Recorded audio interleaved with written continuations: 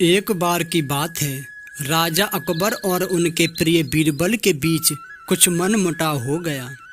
इसके चलते राजा ने बीरबल को राज्य से दूर जाने की सजा दे दी। इस परिस्थिति में भी बीरबल ने हार नहीं मानी और उन्होंने अन्य गांव जाकर भेष बदल कर खेती करना शुरू कर दिया। अब वह एक किसान के रूप में अपना जीवन गुजारने लगे। शुरू में तो राजा अकबर के लिए सब कुछ सामान्य था, लेकिन कुछ ही दिन बीते थे कि राजा को अपनी गलती का एहसास होने लगा।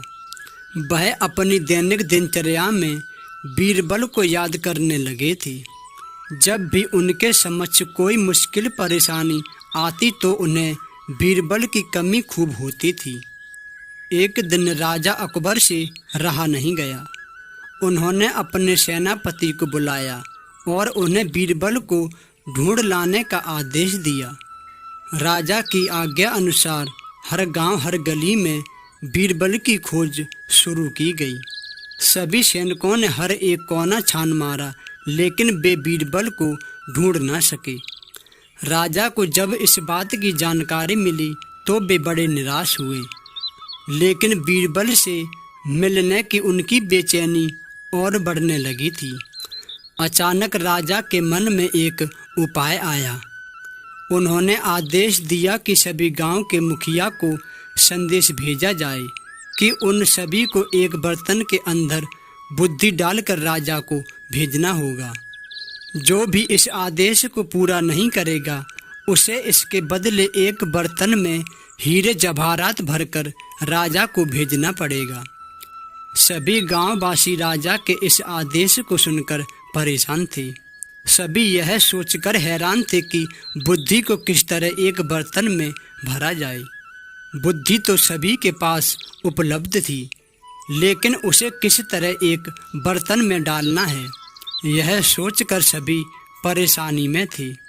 ऐसा न कर पाने की अवस्था में उन्हें उसी बर्तन को कीमती हीरों से भरना था, जो कि इससे भी बड़ी समस्या थी। वहीं जिस गांव में बीरबल एक सामान्य किसान का भेष बनाकर रहते थे, वहां भी राजा का यह आदेश चर्चा का विषय बना हुआ था। गांव के सभी बड़े बुजुर्ग निराश होकर बैठे हुए थे कि वहां बीरबल आए और उन्होंने कहा कि वह इस समस्या का समाधान निकाल सकते हैं। पहले तो किसी को भी इस बात का यकीन नहीं हुआ, लेकिन उनके पास बीरबल पर विश्वास करने के अलावा और कोई रास्ता नहीं था। इसलिए इस काम की बागडोर बीरबल को सौंपी गई।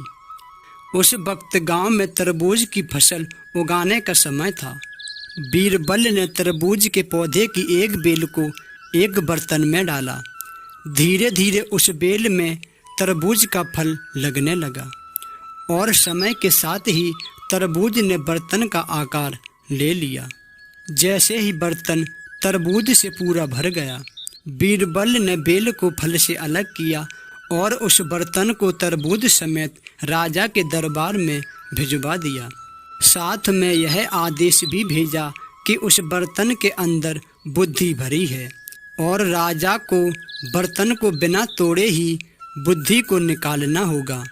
जैसे ही राजा ने तरबूज से भरा हुआ बर्तन देखा और उसे निकालने की शर्त सुनी, तो उन्हें यकीन हो गया कि ऐसा विचार केवल बीरबल का ही हो सकता है।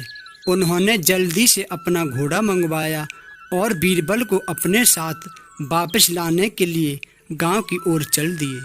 दोस्तों, इस कहानी से हमें यह शिक्षा मिलती है कि हर मुश्किल सवाल का कोई न कोई जवाब जरूर होता है। हमें केवल थोड़ा अलग सोचने की ज़रूरत होती है।